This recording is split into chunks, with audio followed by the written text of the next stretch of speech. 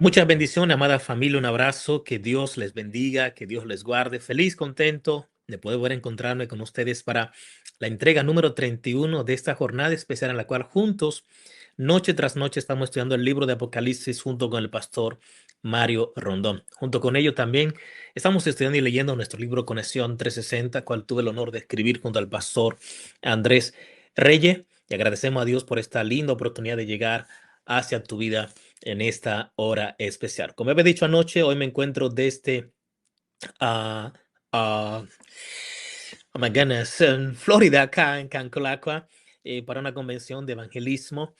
Hay un grupo de pastores, algunos de los líderes de nuestras iglesias en el área de New York. Estamos por acá y agradecemos a Dios por haber llegado con bien y bueno, sacar este espacio de tiempo para compartir contigo este mensaje de bendición, el cual hemos recibido en horas de la mañana y como cada noche lo estamos compartiendo contigo a través de este espacio, Conexión 360 y Apocalipsis, capítulo por capítulo. De paso, hoy entramos al capítulo número 15 y hay verdades interesantes y fascinantes allí, las cuales estamos seguros que serán de gran bendición para tu vida. Quisiera una vez más agradecerte por ser parte de esta linda familia y de este proceso de crecimiento espiritual en el cual juntos nos preparamos para la eternidad. Así es que recibe un fuerte abrazo en el nombre del Señor Cristo Jesús. Y de paso, quiero felicitar a todos aquellos que al igual que yo llevan sangre dominicana, pues se está celebrando el Clásico Mundial y anoche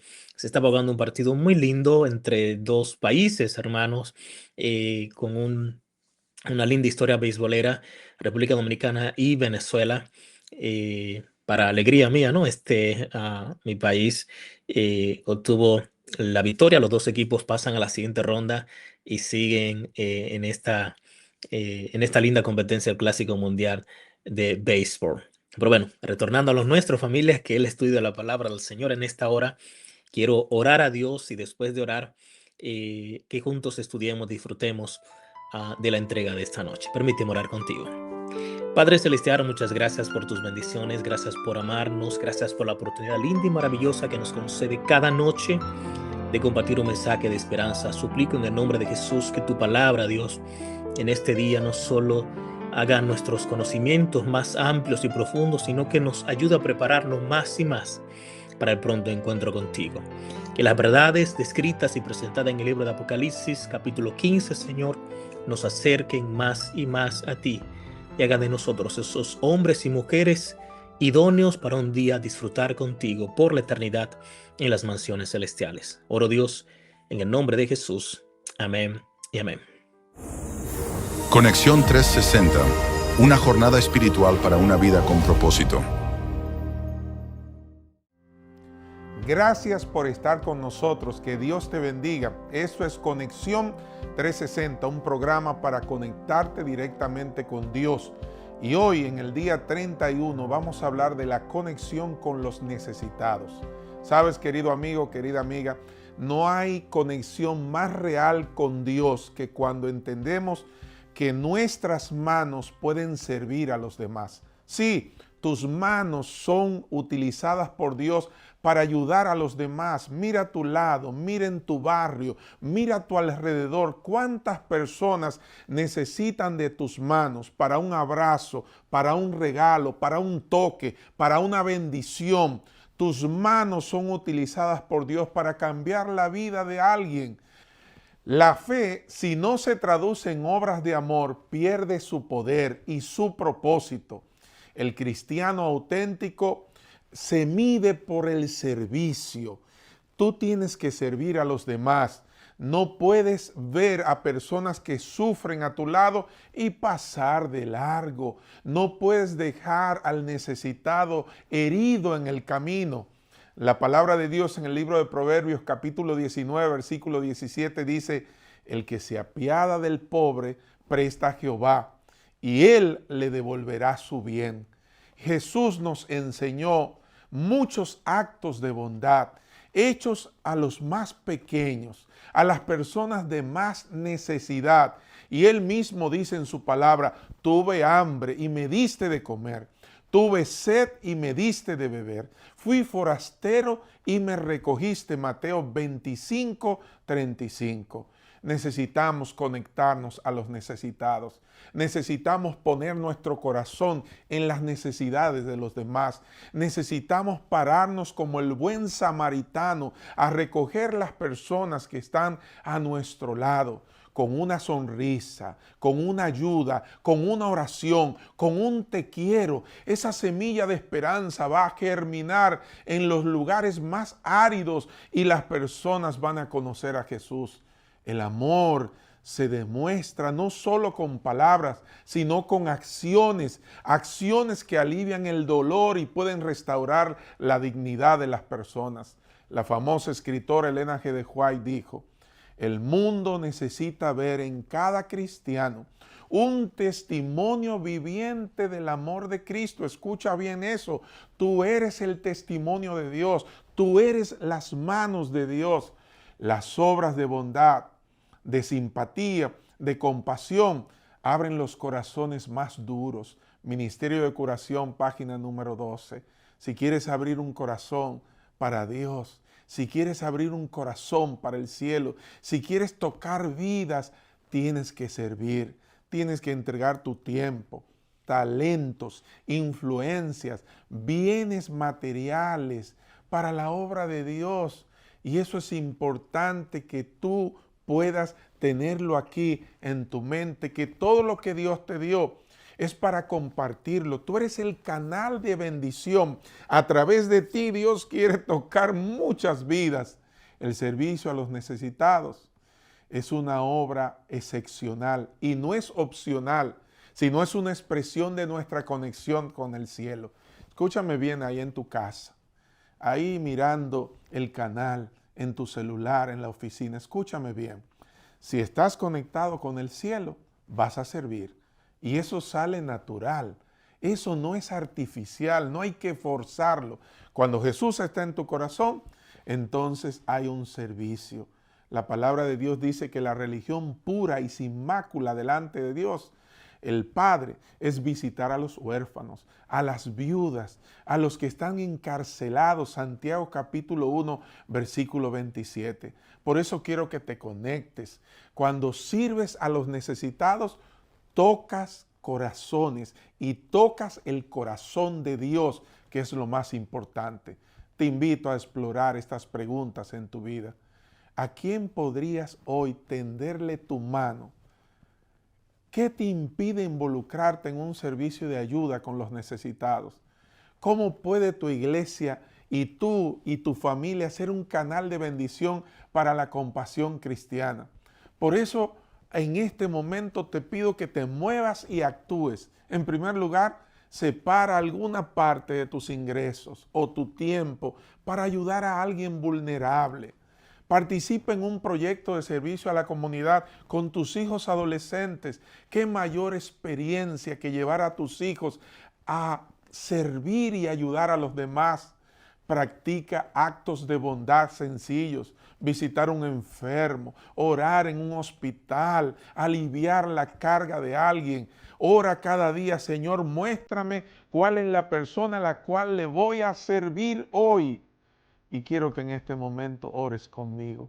Señor, dame tus ojos para ver las necesidades de los demás.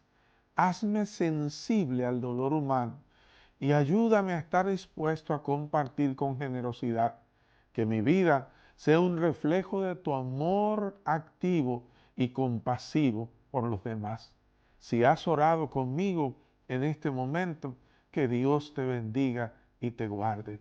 Y sabes, querido amigo, querida amiga, quiero invitarte mañana a que no te pierdas esta serie extraordinaria, Conexión 360, que te cambiará a ti, a tu familia y a todos los que te rodean. Que Dios te bendiga y te guarde. Amén, gracias a toda la hermandad, a un grupo tan numeroso. Eso nos llena de seguridad de que el Señor conoce a los suyos, como dice la palabra del Señor, y que en medio de la densa oscuridad Dios aún dirige a su pueblo.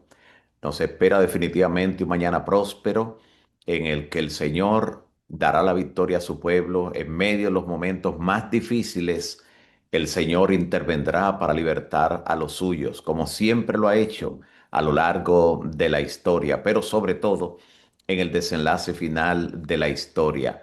Hoy llegamos a un capítulo muy interesante. Todos los capítulos del libro del Apocalipsis son importantísimos e interesantes, pero llegamos al capítulo número 15. El capítulo 15, que es la antesala del derramamiento de las siete postreras plagas. Y antes de abordar el contexto que se describe aquí, para el momento cuando Dios da la orden de que se derramen las plagas, quiero recordarles a cada uno que los juicios que aquí se describen son juicios que caen sobre los perdidos, sobre aquellos que han rechazado la oportunidad de salvación, aquellos que han permitido que la oferta de salvación, que es ilimitada en cuanto al alcance, pero que es por tiempo limitado, han permitido que esa oferta caduque, que esa oferta termine, que se cierre. Y por eso en un momento de la historia los juicios de Dios se derramarán ya sin mezcla de misericordia, porque habrá concluido el ministerio de la gracia, el ministerio de la misericordia, y dará paso entonces al ministerio de la justicia y de la ira. El amor de Dios requiere que así sea, por amor a los escogidos. No podrá seguirse prolongando el tiempo en forma indefinida, sino que el Señor intervendrá en la historia y demostrará, como dice la inspiración, que Él es el amo de la situación, definitivamente. Así que al leer sobre estos juicios, veamos la misericordia de Dios despreciada por un grupo de personas que de manera continua, persistente, hasta que se convirtió en definitiva, pues rechazó el ofrecimiento de salvación, rechazó lo que la sangre de Cristo pagó como precio en la cruz del Calvario. Vayamos en nuestras Biblias entonces a este capítulo 15 del libro del Apocalipsis, donde vamos a leer desde el versículo 1. Este es un capítulo corto, solo 8 versículos, así que vamos a leerlo completo y vamos a ver la verdad que aquí nos revela. Apocalipsis 15, desde el versículo 1, dice Juan: vi en el cielo otra señal grande y admirable, 7 ángeles que tenían las 7 plagas postreras. Yo quiero llamar su atención a que Juan no ve una señal pavorosa, una señal terrible. No, no, no. Él dice que vio una señal grande y admirable. Y es porque en estas plagas se va a consumar definitivamente la ira de Dios, su justicia sobre el mal, y los hijos de Dios serán vindicados, serán librados. Es en ese tiempo que se cumple la promesa del Salmo 91, de que el que habite al abrigo del Altísimo morará bajo la sombra del Omnipotente. El mal no le tocará. Durante ese periodo los siervos de Dios serán resguardados. Así que por eso él dice que vio una señal grande y admirable, 7 ángeles que tenían las 7 plagas postreras, porque en ellas se consumaba la ira de Dios. La ira de Dios no es un enojo descontrolado como ocurre con el ser humano, no es una pasión que lo lleva a uno u otro lugar o a hacer cosas fuera de control. No, la ira de Dios es su justa indignación contra el pecado. Eso es la ira de Dios. Es también una manifestación de su amor. Vi también, dice en el versículo 2, como un mar de vidrio mezclado con fuego. Y los que habían alcanzado la victoria sobre la bestia y sobre su imagen y sobre su marca y el número de su nombre, estaban de pie sobre el mar de vidrio con las arpas de Dios. Y cantan ese cántico de Moisés, siervo de Dios, y el cántico del Cordero. Este grupo que se está describiendo aquí sobre el mar de vidrio frente al trono de Dios, tocando las arpas, cantando un cántico nuevo, es justamente el grupo de los 144,000. Este es otro de los pasajes que en el libro del Apocalipsis se refiere a los 144,000 sin mencionar su número, pero está describiendo, como usted puede ver, el mismo grupo que vimos en el capítulo 14, que está sobre el monte de Sión, que está luego sobre el trono o frente al trono de Dios, que está frente al trono de Dios con arpas, cantando también. Y es este mismo grupo. ¿Por qué se introduce la visión donde Juan ve a los 7 ángeles con las 7 plagas? esperando la orden para derramarla sobre los perdidos, sobre los que reciban la marca, los que rechacen el sello de Dios. ¿Por qué introduce presentando a este grupo que está sobre el mar de cristal, sobre el mar de vidrio, frente al trono de Dios, cantando victoriosos, porque han obtenido la victoria, no porque han sido derrotados, porque han obtenido la victoria sobre la bestia, sobre su marca, sobre su número, sobre su nombre? ¿Por qué introduce de esta manera? Para destacar el hecho de que aunque el mundo pasará por las horas más oscuras de su historia, Dios preservará a su pueblo, preservará a sus escogidos, que finalmente obtienen la victoria. Noten que antes de describir los juicios cayendo sobre los perdidos, antes de presentar la orden que Dios dará con dolor, pero la dará finalmente para que las plagas sean derramadas sobre los perdidos, antes de hacer esa descripción, primero presenta como la primera imagen aquellos que están victoriosos sobre el mar de cristal, que van a pasar durante ese periodo siendo resguardados por Dios, pero quiere llamar nuestra atención a esa victoria antes de describirnos los juicios de Dios cayendo finalmente sobre los perdidos. Cantan este cántico, el cántico de Moisés y del Cordero, diciendo: grandes y maravillosas son tus obras, Señor Dios Todopoderoso. Justos y verdaderos son tus caminos, Rey de los santos. ¿Quién no te temerá, oh Señor? ¿Quién no glorificará tu nombre? Estas preguntas son muy a tono con el llamado del primer ángel, parte del último mensaje de misericordia que se da al mundo, de la última invitación, porque dice: temed a Dios y dadle gloria. Y entonces Juan pregunta o escucha en el cántico de los redimidos que dicen: ¿quién no te temerá? ¿Y quién no glorificará tu nombre? Porque solo tú eres santo, por lo cual todas las naciones vendrán y te adorarán, porque tus juicios se han manifestado. La razón de esta alabanza es porque los juicios de Dios se han manifestado, porque el mal no ha quedado impune. El enemigo y sus agentes no han quedado impunes tampoco, sino que han recibido los juicios de Dios en el momento oportuno, luego de que pues le dieron la espalda a Dios, le dieron la espalda a la verdad y fueron responsables de la perdición de tantas personas por desviarla, por enseñarle el error, por confirmarlos en la falsedad. Y después de presentar esta adoración frente al trono de Dios sobre el mar de cristal de estos redimidos, de estos 144,000 sellados, del grupo que irá al cielo sin ver la muerte, que estarán con vida cuando Cristo venga y solo serán transportados en un momento, en un abrir y cerrar de ojos, luego de presentar la adoración y la alabanza de ellos, dice el versículo 5: después de estas cosas miré, y he aquí fue abierto en el cielo el templo del tabernáculo del testimonio. Llamó su atención nuevamente de que el santuario es el centro de operación del plan de salvación. Y la revelación de Jesucristo en el libro del Apocalipsis no deja lugar a dudas. El templo del cielo, el santuario celestial, es el centro de operaciones de todo lo que ocurre en el plan de salvación. Y como hemos visto, todo lo que ocurre en el cielo impacta aquí en la tierra.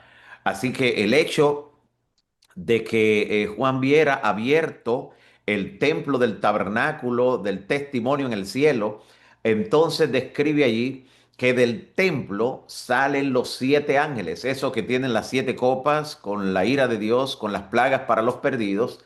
Del templo salen esos 7 ángeles que tienen las 7 plagas, vestidos de lino limpio y resplandeciente y ceñidos alrededor del pecho con cintos de oro.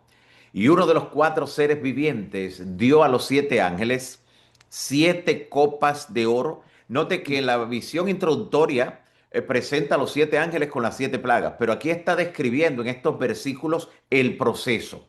Salen los 7 ángeles y uno de los 4 seres vivientes le alcanza a cada uno de ellos, le acerca una copa. En total, 7 copas de oro que están llenas de la ira de Dios que vive por los siglos de los siglos.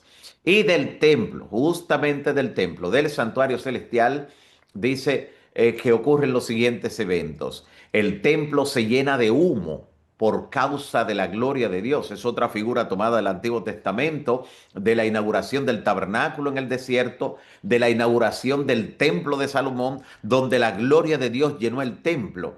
Y no podían entrar los sacerdotes a ministrar, porque toda la gloria había cubierto el templo, estaba todo lleno de humo. De esta forma también el templo se llenará de humo en el cielo, se llenará de humo por causa de la gloria de Dios. Dios entra al templo y toda su gloria en ese momento cubre, pero llama la atención que dice, y nadie podía entrar en el templo hasta que se hubiesen cumplido las 7 plagas de los 7 ángeles. ¿Qué es lo que está ocurriendo aquí? Cuando Dios entra al templo para dar la orden de que los 7 ángeles que tienen las 7 copas de la ira divina la derramen sobre los perdidos, en ese momento Dios no permite que nadie más entre al templo celestial. Él en ese momento quiere estar solo. En ese momento su corazón está triste porque está a punto de dar una orden terrible. Es a lo que el profeta Isaías llama su obra, su extraña obra, y su operación, su extraña operación. La obra de derramar las plagas sobre los perdidos, aunque han rechazado en forma constante y ahora definitiva la oferta de salvación, han rechazado a Cristo, han rechazado la sangre del Cordero, pero todavía Dios ama a esas personas. Hasta el momento en que finalmente sean destruidos en el día final, Dios seguirá amando a esas personas. El hecho de que las destruya no significa que no las ame, simplemente está otorgando lo que han elegido por voluntad propia. No llevaría al cielo en forma obligada a nadie que no quiso identificarse con él, a nadie que no quiso hacer una elección cuando todavía podía hacerla. Pero su corazón estará triste.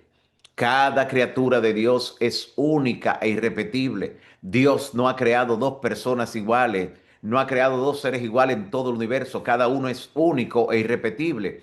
Y aquel que finalmente esté entre los perdidos, se cuente entre los perdidos, le hará falta al corazón de Dios. En este momento, cuando Dios se dispone a dar la orden de que se derramen las plagas, su corazón está triste.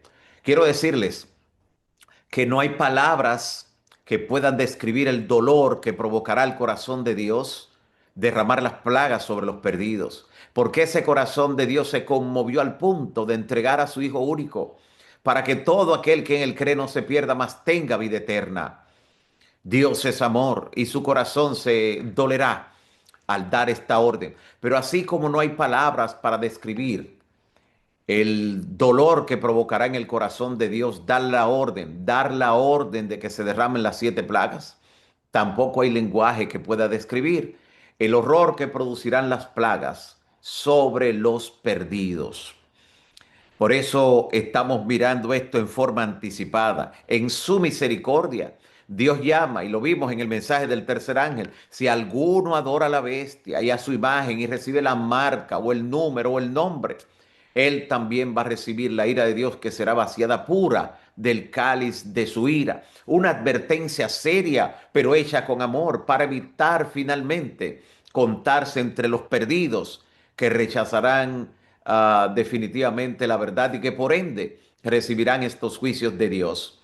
Este capítulo 15 del libro del Apocalipsis es la visión de los ángeles que administrarán la ira divina, de acuerdo a lo que vemos en los primeros versículos.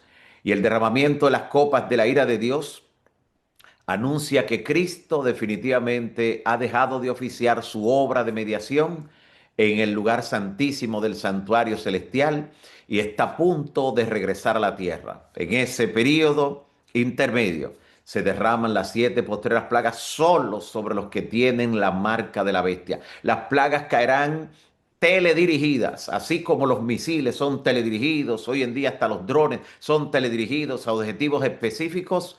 Las 7 plagas vendrán teledirigidas, no caerán en forma indiscriminada sobre todo el planeta, no, no, no.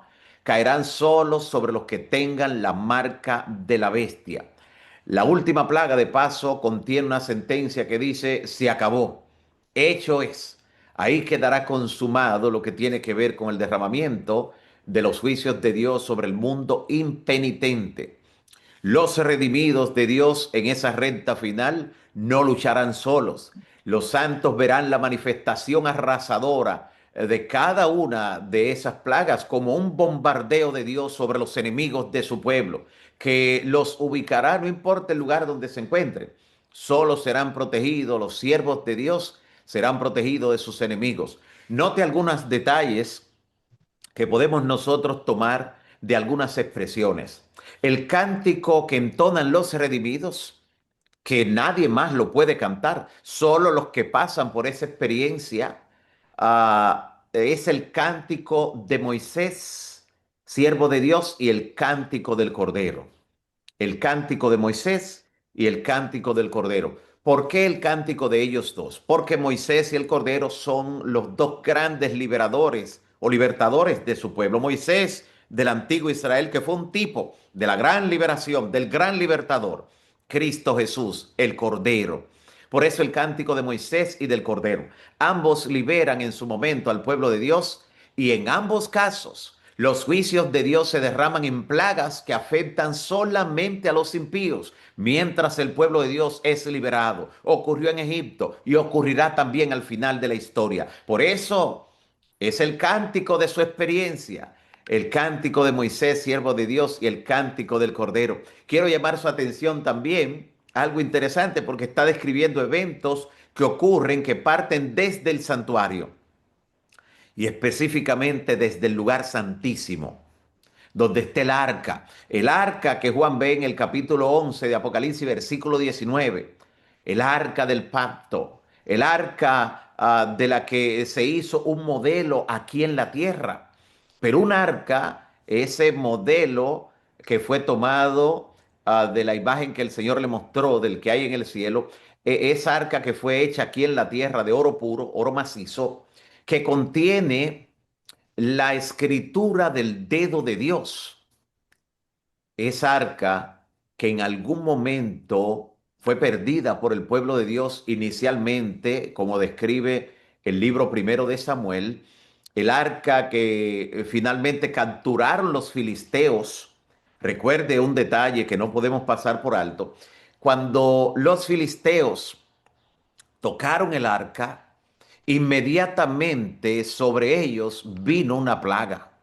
Vino una plaga que los afectó con unos tumores malignos, algo terrible, porque entre ellos tenían el arca y ellos no estaban preparados. Eran manos incircuncisas. Y nos preguntamos, ¿y se imagina usted, por ejemplo, se imagina que entre los hallazgos arqueológicos que confirmarán la fe, entre esos hallazgos arqueológicos que ocurrirán en el tiempo del fin, para confirmar la fe en la verdad, Dios permita que se encuentre el arca del pacto y que la misma, al ser tocada por manos incircuncisas, desate la primera plaga? ¿Se imagina que ocurra algo similar? Recuerde que cuando el pueblo de Israel entró a poseer Canaán, ellos entraron con el arca. Cuando entraron a Canaán, entraron con el arca. Se imagina que lo único que ha sido escrito por el dedo, directamente por el dedo de Dios, y que aún está en este mundo, pero está escondido aquí en esta tierra.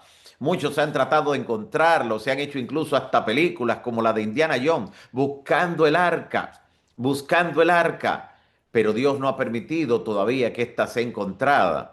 Se imagina que cuando la ley de Dios esté en entredicho el sábado, el domingo, el sábado, por causa de la ley dominical, cuando todavía esté en entredicho este tema, esté sobre el tapete, sea la piedra de toque, como dice la inspiración. Se imagina que Dios, como una carta debajo de la manga, salga y permita al Señor que encuentren el arca donde están las tablas escritas por el dedo de Dios, donde está claramente definido el cuarto mandamiento, inmutable como lo es toda su ley.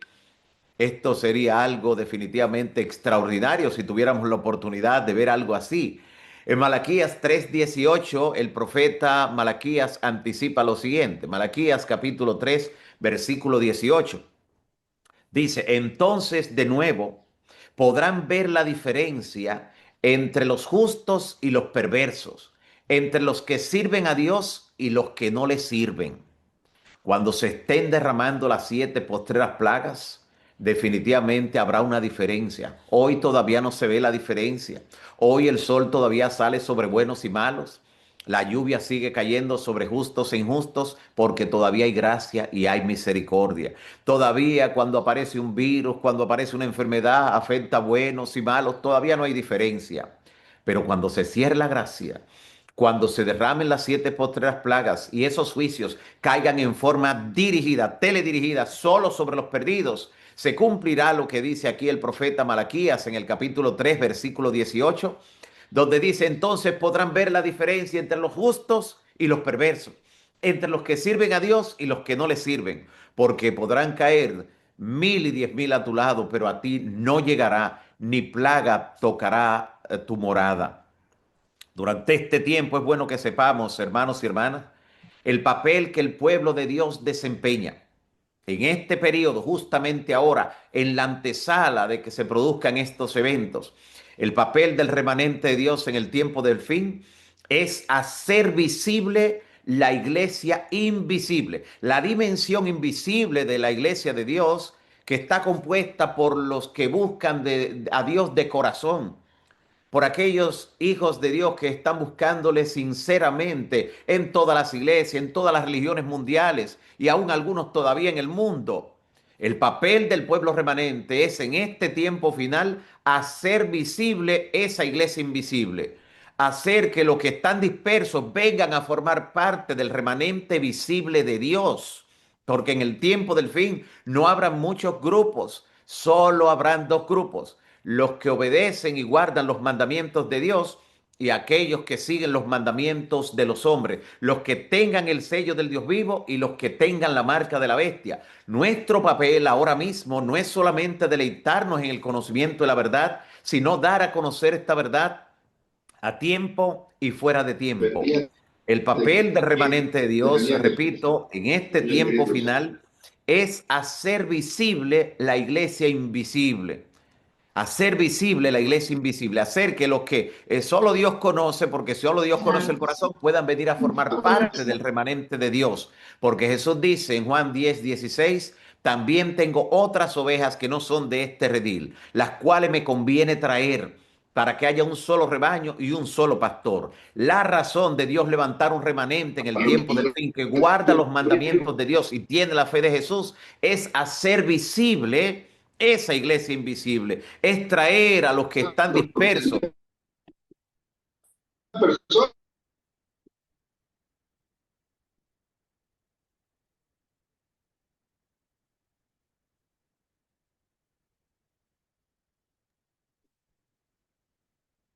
No se está Pero escuchando, dile, hermano. Señor, ¿dónde está actuando? Aquí en Valencia, ¿dónde está actuando? Mándame, allí.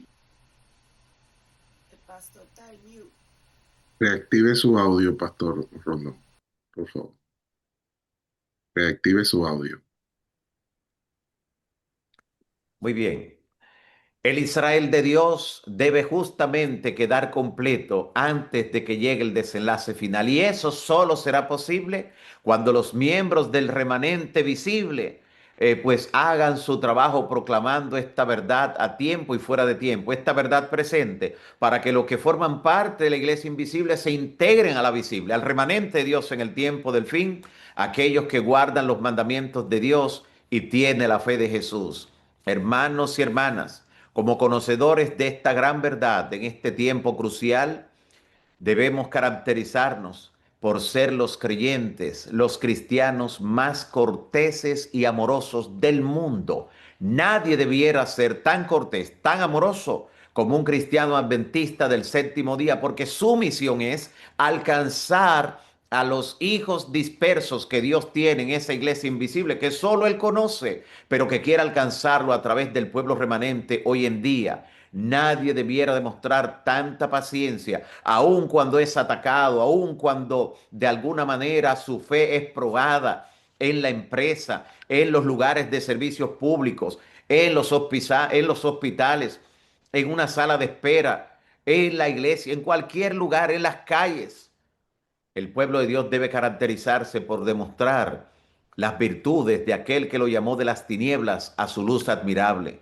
Los frutos del Espíritu deben verse en este pueblo que tiene como misión hacer que la iglesia invisible se vuelva visible, que aquellos hijos dispersos que están en otros lugares, aquellos que están en Babilonia, abandonen el error y vengan a formar parte del remanente visible que guarda los mandamientos de Dios y tiene la fe de Jesús. Que Dios te bendiga y pueda confirmar tu fe en esta verdad.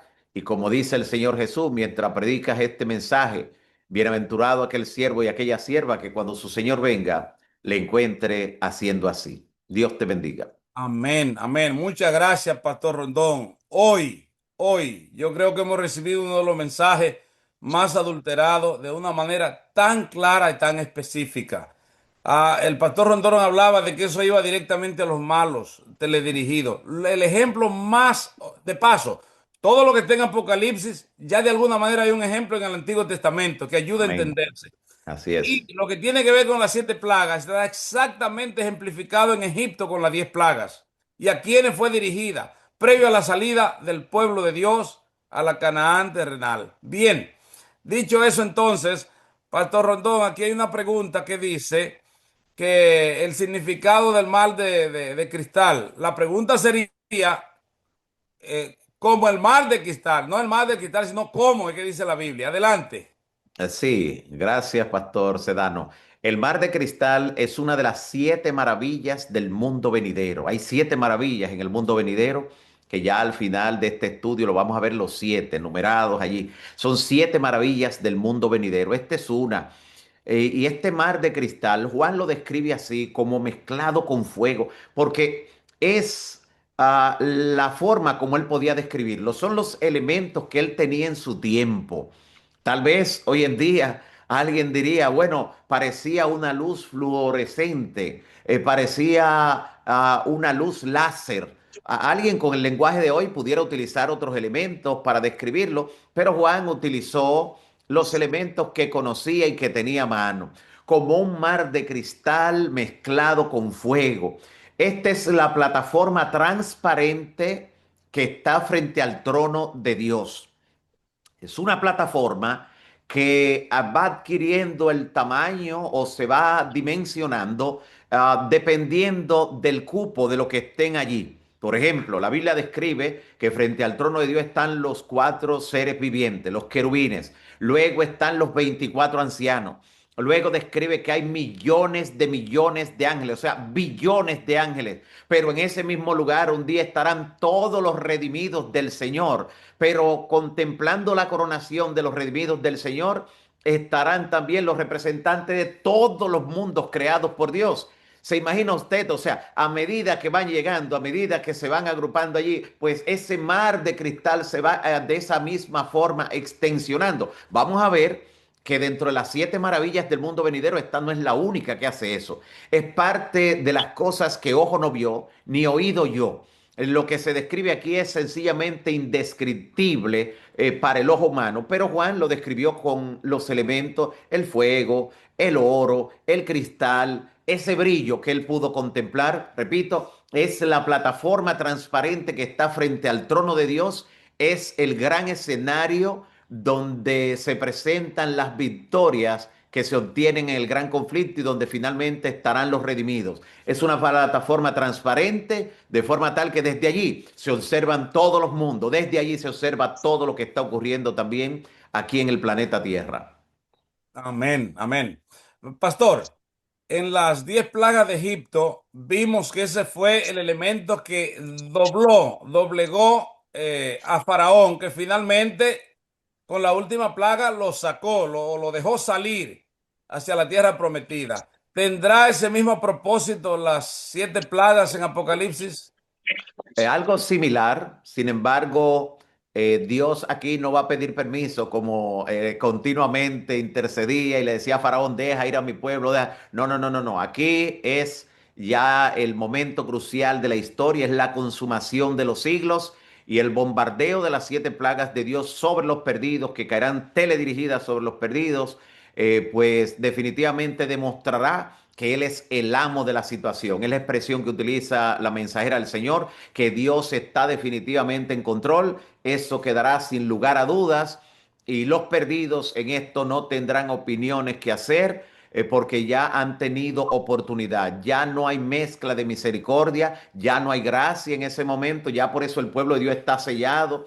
Usted ha aplicado muy bien el tipo de lo que pues ahora va a ocurrir en la parte final de la historia, es lo que ocurrió en Egipto. Así como Dios le pidió que pusieran una señal de sangre en el dintel y en los postes, esa señal fue que los protegió. Cuando el ángel de la muerte pasó esa última noche en Egipto, entraba a la casa y mataba a los primogénitos, pero las casas que estaban marcadas con la señal de Dios, con ese sello de sangre, el ángel pasaba de largo. De ahí viene la palabra Pascua, pasar por alto, pasar de largo. Eran protegidos aquellos que estaban cubiertos con la sangre del Cordero.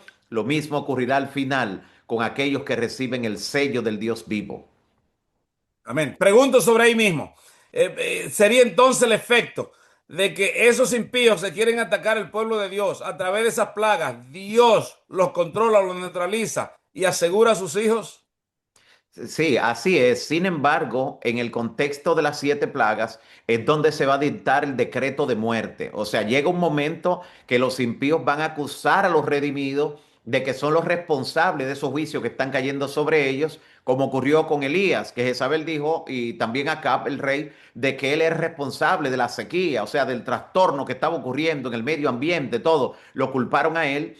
De la misma forma, el pueblo de Dios será señalado y culpado y seremos objeto de execración universal con ese decreto de muerte, pero ese decreto de muerte, como ya hemos visto, nunca se cumplirá. El decreto de muerte dado al final nunca se cumplirá, porque Dios, como usted dice, mediante el derramamiento oportuno de las plagas, mantendrá el control y mantendrá en jaque a los enemigos del pueblo de Dios. Y el día y la hora que señalen para nuestra destrucción, porque pondrán un día y una hora, será el día y la hora de nuestra liberación.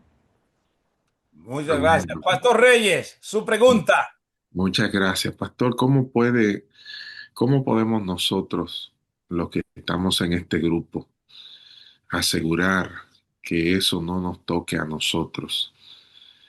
¿Cuál es su consejo espiritual para cada uno de los que está aquí hoy conectado en este tiempo Bueno, que estamos viviendo? excelente, gracias Pastor Reyes. Justamente mantenernos firmes, sin fluctuar, como dice el apóstol Pablo. Las manos caídas y las rodillas paralizadas, es bueno activarlas ya. Y yo sé que esta conexión 360, estas recomendaciones espirituales que cada día se están dando, no están cayendo en el vacío. Y nos damos cuenta por la reacción inmediata de la hermandad aquí presente. Y por eso sabemos que este ejercicio espiritual hará que la vida de muchos no sea solo durante 40 días. Esto va a dejar un hábito formado en mucha gente que temprano de mañana seguirá buscando al Señor, seguirá colocando a su familia en el altar de la oración. Estarán algunos que han abandonado esa práctica, estarán de vuelta al altar, como es la iniciativa de nuestra iglesia a nivel global, que la familia tenga de vuelta al altar esa llama encendida cada día. Permanecer firme. El que persevere hasta el fin, ese será salvo. Sé fiel hasta la muerte, dice el Señor, y yo te daré la corona de la vida. Perseverancia es lo que nos falta. Y hemos aceptado la verdad, perseveremos y confiemos en los méritos de la sangre de Cristo. Es lo único que nos garantiza derecho al cielo. La sangre que Cristo derramó en la cruz del Calvario. No perdamos de vista la justificación por la fe y perseveremos, porque los que tienen la fe de Jesús guardan los mandamientos de Dios. Muchas gracias, pastor. ¿Quiere usted orar por nosotros, por favor? Muy bien, gracias, pastor. Vamos a orar. Padre Santo que estás en los cielos, bendito y alabado sea tu nombre hoy y siempre. Señor, te agradecemos en este santo sábado poder dedicar estos minutos, esta primera hora del día, para buscarte en oración y estudio de tu palabra. Gracias por la revelación de Jesucristo presentada aquí en el libro del Apocalipsis. Gracias por permitirnos avanzar hasta este punto. Gracias por cada hermano y hermana que se ha estado integrando, formando parte de este ejército del Señor que durante 40 días se prepara para obtener grandes victorias durante este año, para hacer frente a los desafíos y en tu nombre salir más que vencedores. Te coloco, Señor, en tus manos por la fe a cada familia representada aquí en esta plataforma virtual. Que tu Santo Espíritu complete la obra y tú cumplas tu propósito en cada uno de sus miembros. Que hoy nos encaminemos al templo y te adoremos en espíritu y en verdad. Que mañana nos conectemos nueva vez temprano de mañana para continuar en este maratón espiritual. En el nombre de Jesús. Amén. Amén. Bendiciones. Bien, amada familia, gracias una vez más por estar con nosotros. Hemos llegado al final de la entrega de esta noche. En el día de mañana a las 9 de la noche nos volvemos a encontrar para una entrega más y seguir estudiando junto el capítulo por capítulo, el libro de Apocalipsis. Dios te bendiga, Dios te guarde, Dios haga resplandecer su rostro sobre ti y que su palabra siga alumbrando lo más profundo de tu corazón. Permíteme una vez más orar contigo. Padre Celestial, gracias por las bendiciones, gracias por el mensaje, gracias por tu palabra, Señor, y la oportunidad de estudiar junto al pastor Mario Rondón. Bendice nuestros amigos, oro en el nombre de Jesús. Amén y amén. Familia, bendiciones. Nos vemos mañana desde acá mismo, Kankakee, en el condado de High Spring, en Florida. Bendiciones para todos.